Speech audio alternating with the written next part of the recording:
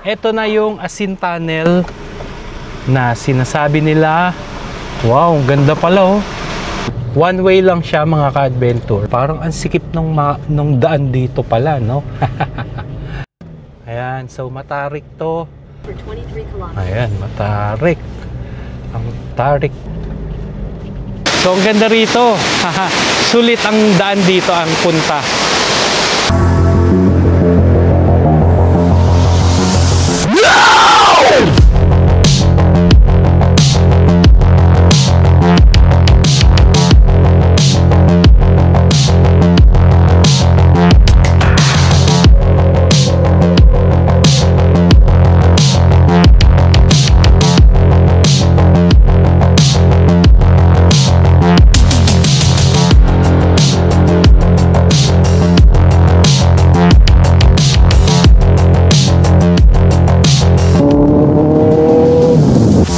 Kakaliwa tayo dito.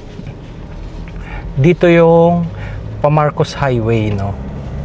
Pag pupunta ka ng Baguio. Pero since doon tayo dadaan sa Nangalisan Asin Road. Yan. So turn left tayo. Tapos marami kasing dumadaan dito pa Baguio, no? Kaya doon tayo dadaan. Walang masyadong dumadaan doon. Dire-diretso lang din ang biyahe natin, kaya mas okay dumaan dito. Yung mga dumadaan dito, mga tricycle lang, no? Parang bibihira lang yung mga dumadaan na ano, na mga four wheels. Kasi ang alam nilang daan dun sa may ano, sa Pugo, no? Paakyat ng Baguio. Medyo mas malayo nga lang to ng konti.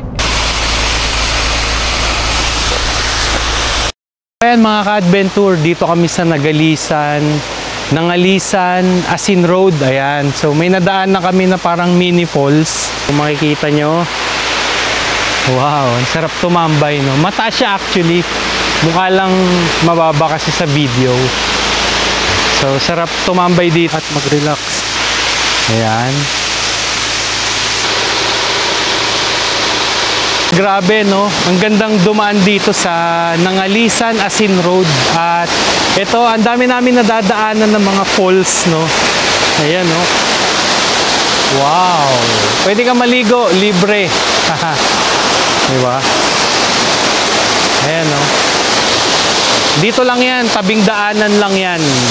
Ayan, no? Kita nyo naman. Diba? Nasa tabing daanan lang siya. Tapos ayun, batis na, ilog na, kung makikita nyo. Ayun, no? Diba? At dito nabuhos yung tubig, doon, pababa.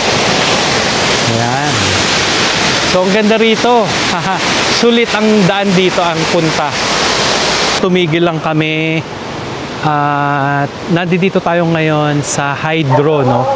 Kung tawagin nila ay Hydro. Ayan, welcome to Hydro, kung nababasa nyo, no?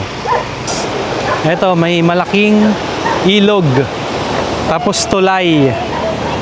Ayan. Sa naalala ko, doon yung paangat na yon, papuntang Sablan, kila Papa Darius, sa aking kaibigan na si Papa Darius. Shoutout sa'yo. Wala kasi sila dyan at hindi tayo makapunta, no? Ang lawak ng ilog, oh.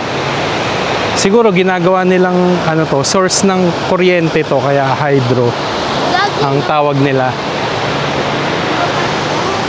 So ayan mga ka-adventure, sana nakikita nyo. Ito yung Asin Tunnel, no? Ayan, so mahaba rin siya. So ayan mga ka-adventure, ito na yung Asin Tunnel na sinasabi nila. Wow, ang ganda pala oh. Ayan, no? Makita nyo naman yung mga bato, diba? Tapos medyo mahaba siya, mga around kulang-kulang 200 meters or 158 meters to be exact yung tunnel na to. Dumilim na masyado dito sa part na to. Ayan, ang haba din niya, oh. Yehey! Ayan. So, nakadaan na tayo sa Asin Tunnel.